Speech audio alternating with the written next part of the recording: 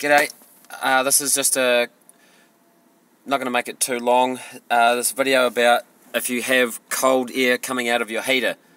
And I'd like to say first that you should probably try the other things like your heater tap.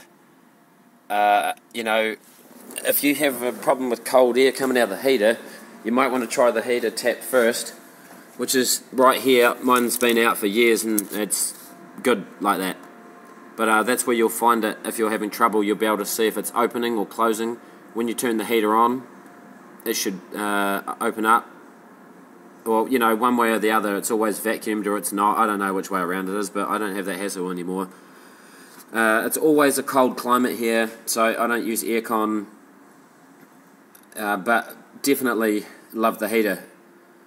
So I don't always drive this, but when I do, and it is winter, I want that heater going. So you want to check that your heater tap's working and that you've got a decent, that you've changed the thermostat and it is actually opening up, closing and keeping the hot air in there.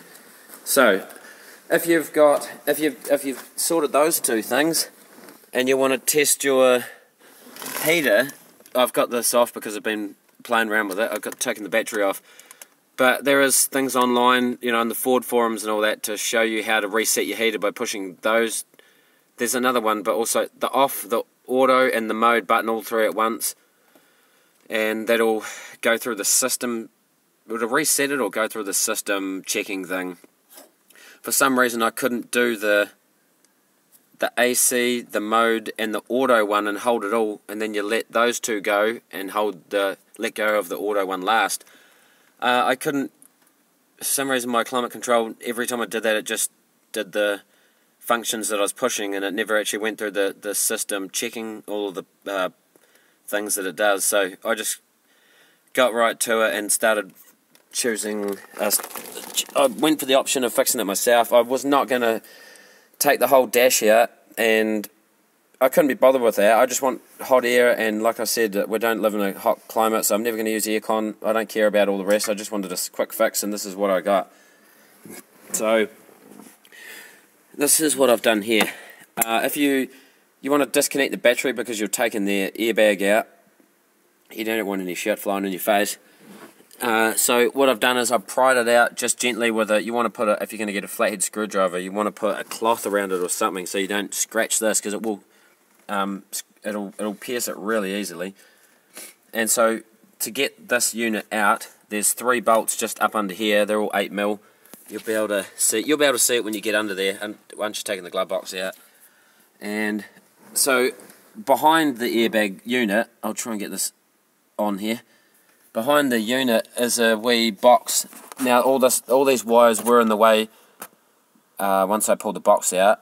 Sorry, just one more thing. When you pull that aircon unit out, the airbag unit, this is really short, so make sure you don't just pull it really hard. Just once you've got the system out to about, you know, just a little bit out, you've got to peek behind there and unclip this.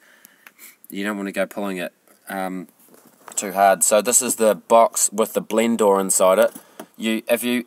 Some of you people will have the E2 function come up on their climate control saying, you know, it's not working or whatever. That's the blend door that, you know, lets the cold and hot air blend together. And mine was, I was dreading it, but yes, I got the same thing, and I thought, oh well, have a little look online, and someone actually did mention this already, so I thought I'd give it a go. I didn't really care, it's all behind there, and I just wanted hot air. So you can do as tidy or whatever as you want, but I just went hard out at it. I just got a 30mm hole saw and drilled about 3 holes.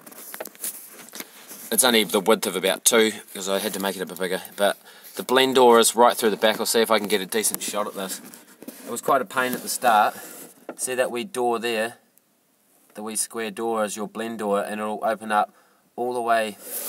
It was all the way open, way back, like over here, way back there. And then I had to get my coat hanger in on this side, hook it around the back of the door and pull it. The guy online said you could, you know, wedge something in there and keep it shut, or pull it halfway or whatever, but it was kind of loose and it seemed to move a bit.